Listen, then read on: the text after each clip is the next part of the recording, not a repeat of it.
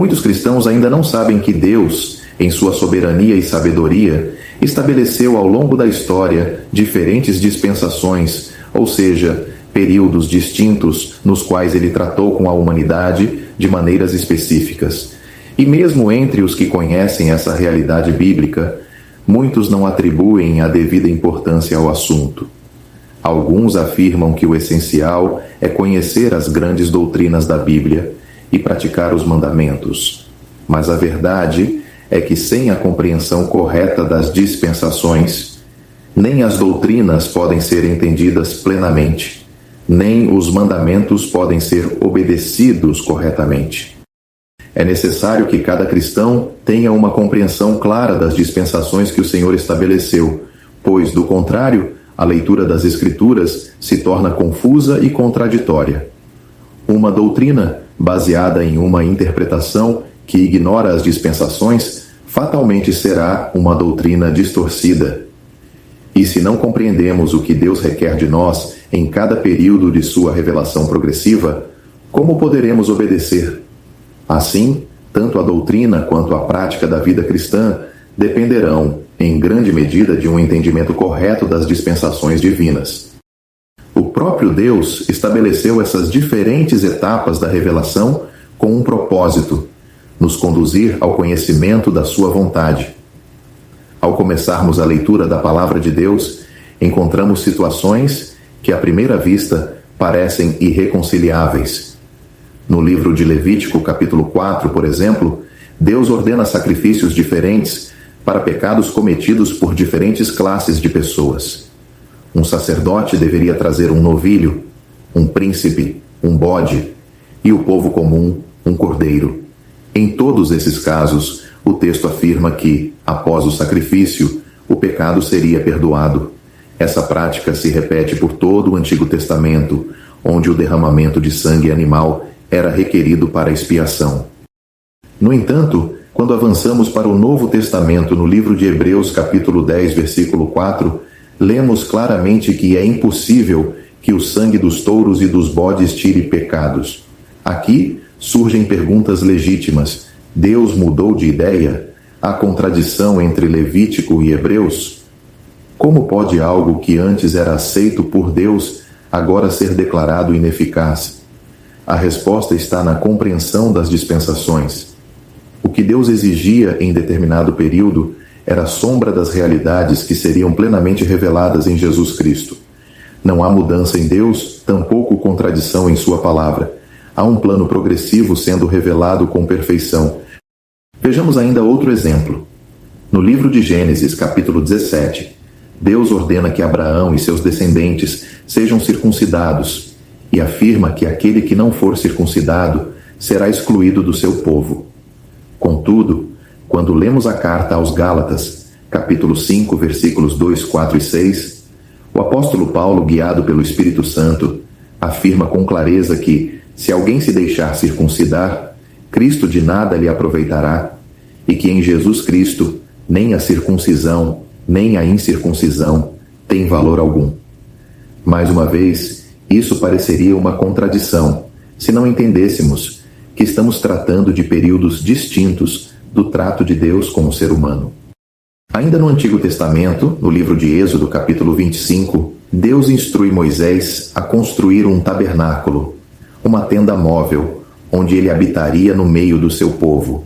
Em Levítico, capítulo 1, Deus fala sobre o propiciatório, um móvel específico dentro do Santo dos Santos, como o local de sua manifestação.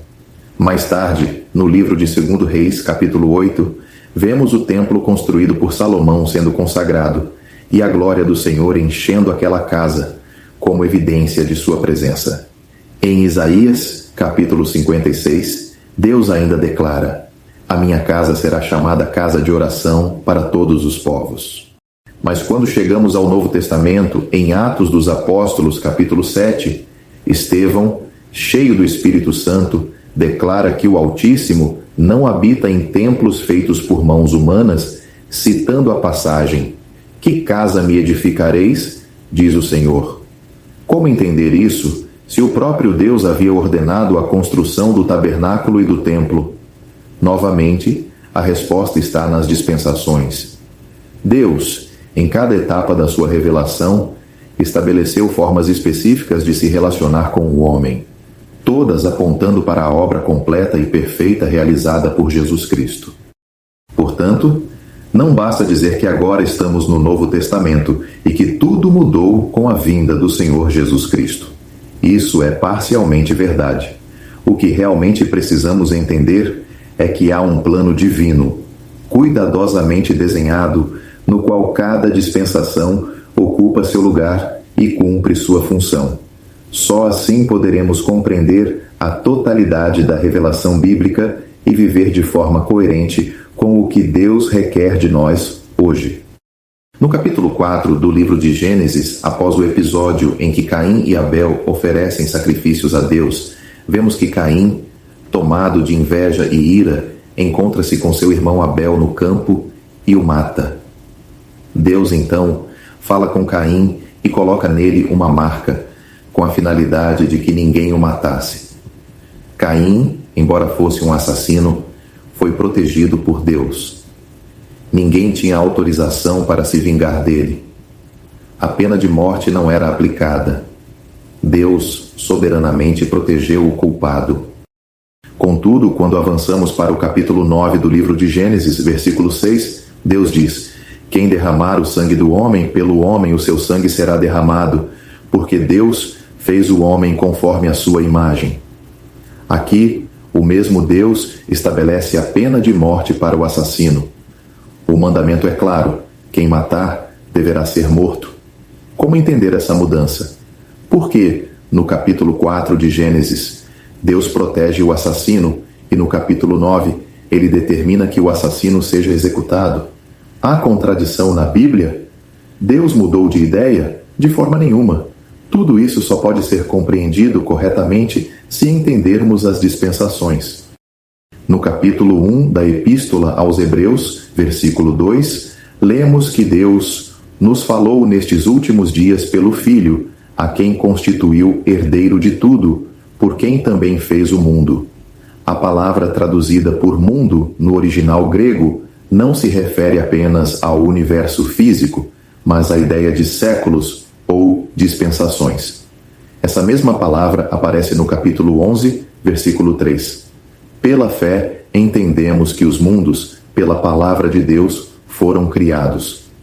Assim, além de criar os céus e a terra, Deus também criou as dispensações, períodos específicos em que ele se relaciona com o homem de maneira distinta, com revelações e responsabilidades diferentes. Essas dispensações são como etapas no plano divino, nas quais Deus revela aspectos do seu caráter e do seu propósito eterno. No capítulo 1 da carta aos Efésios, versículos 7 ao 12, o apóstolo Paulo declara que Deus nos deu a conhecer o mistério da sua vontade, plano esse que ele havia concebido antes da fundação do mundo. Esse plano será plenamente executado na dispensação da plenitude dos tempos, quando Deus reunirá todas as coisas em Cristo, tanto as que estão nos céus como as que estão na terra. Paulo prossegue afirmando que nós, que estamos em Cristo, fomos feitos herança. Fomos resgatados do pecado e da condenação eterna para sermos vasos que manifestarão a glória de Deus. Ele nos transformará para que revelemos não apenas suas obras, mas a grandeza da sua própria glória. Essa manifestação será plena quando tudo estiver reunido em Cristo. Ficamos maravilhados ao saber que fomos salvos do inferno, e isso é glorioso. Mas essa é apenas uma parte da verdade. A salvação que temos em Cristo nos eleva ao céu, nos faz participantes da herança celestial e nos torna testemunhas eternas da graça e da glória de Deus diante de anjos, arcanjos, serafins e querubins. Somos o ornamento da sua graça, aquilo que ele mostrará às hostes celestiais, como exemplo do que seu amor e misericórdia são capazes de fazer. Esse plano foi elaborado por Deus desde o princípio e está sendo executado em etapas através das dispensações. É o modo como Deus age. Ele poderia ter realizado tudo de uma só vez, com uma única palavra, mas preferiu agir progressivamente, revelando pouco a pouco, com propósito e sabedoria. Podemos ilustrar esse princípio olhando para a criação. No livro de Gênesis, capítulo 1, versículo 1, lemos: No princípio, criou Deus os céus e a terra. E no versículo 2, a terra era sem forma e vazia. Nos 3 primeiros dias da criação, Deus deu forma àquilo que era amorfo. Separou a luz das trevas, criou o firmamento e fez aparecer a terra seca. Nos 3 dias seguintes, ele preencheu aquilo que estava vazio. Colocou os astros no céu, os animais no mar, no ar e na terra. E, por fim, criou o ser humano. Até mesmo a criação do homem foi realizada por etapas. Deus formou o corpo de Adão do pó da terra, depois soprou em suas narinas o fôlego de vida e ele se tornou alma vivente. Mais adiante, Deus viu que não era bom que o homem estivesse só.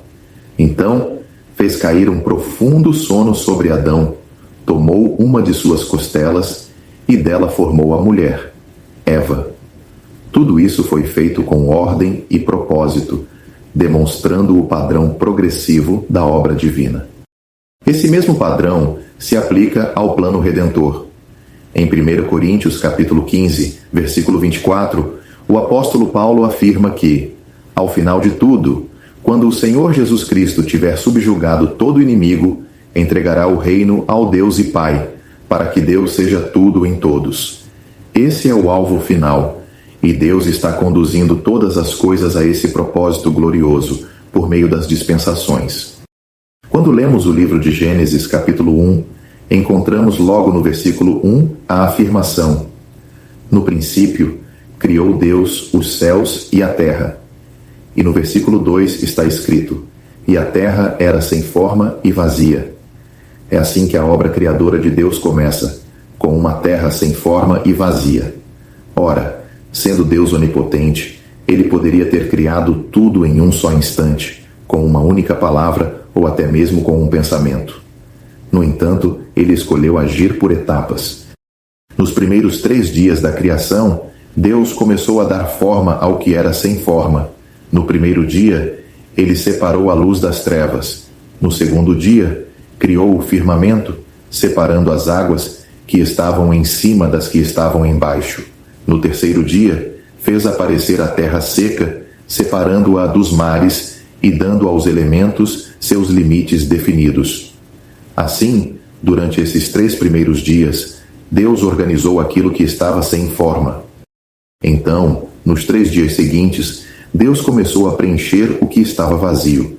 No 4º dia, ele criou os luminares, o sol, a lua e as estrelas.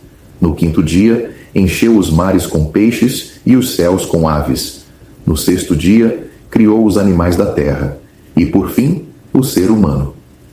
Desta maneira, vemos que Deus criou o universo e o preparou cuidadosamente, primeiro dando forma e depois preenchendo-o. Tudo foi feito com ordem, propósito e sabedoria, por etapas, conforme o seu plano. Quando refletimos sobre a criação do ser humano, essa ordem por etapas se repete. No livro de Gênesis, capítulo 2, versículos 7 e 21 a 22, lemos que Deus formou o homem do pó da terra. Era um corpo perfeito, mas ainda sem vida. Então, Deus soprou nas narinas do homem o fôlego de vida, e o homem passou a ser alma vivente. Mas a criação não estava completa. Deus viu que não era bom que o homem estivesse só, então fez cair sobre ele um profundo sono, tomou uma de suas costelas e dela formou a mulher, chamada Eva, e a trouxe ao homem. Assim, Adão e Eva foram colocados por Deus no jardim do Éden. Vemos claramente que a criação da humanidade não foi um ato instantâneo, mas também aconteceu por etapas, de acordo com a sabedoria e o grande propósito divino. Esse propósito está descrito de maneira gloriosa na primeira epístola aos Coríntios, capítulo 15, versículo 24. Ali, lemos que, ao final de tudo, o Senhor Jesus Cristo entregará o reino ao Deus e Pai, depois de ter aniquilado todo o principado, toda a autoridade e poder. Isso acontecerá quando o último inimigo, a morte, for vencido. Então, Deus será tudo em todos. Este é o alvo eterno de Deus, congregar tudo em Cristo, na plenitude dos tempos. E Ele está revelando este propósito progressivamente por meio das dispensações. Cada etapa da criação, cada ato da história redentora, cada revelação feita ao longo dos séculos segue um plano ordenado por Deus. Nada é aleatório, tudo é conduzido com exatidão e propósito. É assim que Deus age, revelando o seu plano por etapas, até que tudo esteja consumado em Cristo. Ele é o centro de todas as coisas, e o cumprimento desse plano glorioso será a plena manifestação da glória de Deus, visível a toda a criação. Quando examinamos as Escrituras Sagradas com atenção, descobrimos que há 7 dispensações estabelecidas por Deus ao longo da história da humanidade. É verdade que alguns estudiosos propõem números diferentes. Uns falam de 8, outros de mais ou menos. Mas ao considerar cuidadosamente o conteúdo da Bíblia, tudo indica que 7 é o número que se destaca. E isso não deveria causar surpresa, pois o número 7 aparece recorrentemente nas atividades de Deus em relação ao homem. Vemos, por exemplo, na criação descrita em Gênesis, capítulo 1 e capítulo 2, que Deus trabalhou durante 6 dias e descansou no 7º. E após observar a sua criação no 7º dia, declarou que tudo estava muito bom. Esse ciclo de 7 dias se tornou um padrão espiritual. Mais tarde, no livro de Êxodo, capítulo 20, versículo 9 ao versículo 11, Deus ordenou ao povo de Israel: 6 dias trabalharás, e farás toda a tua obra, mas o 7º dia é o sábado do Senhor teu Deus. Era uma lei que estruturava a vida do povo de Deus: 6 dias de trabalho e 1 de descanso. Esse princípio do 7 não se limitava aos dias. Em Levítico, capítulo 25, Deus também instituiu um ciclo de 7 anos. O povo deveria trabalhar a terra durante 6 anos, mas no 7º não deveriam semear nem colher. A terra descansaria e os frutos seriam deixados para os pobres. Além disso, se um israelita fosse vendido como servo, serviria por 6 anos, mas no 7º seria libertado, conforme Êxodo, capítulo 21, versículo 2. Ainda em Levítico, capítulo 25, Deus introduziu o conceito de 7 semanas de anos, ou seja, 7 vezes 7 anos, totalizando 49 anos. No 50º ano, era celebrado o Ano do Jubileu, ocasião em que as propriedades voltavam aos seus donos originais, restaurando o equilíbrio entre as famílias e preservando a herança. Toda a vida social, econômica e espiritual de Israel estava organizada ao redor do número 7.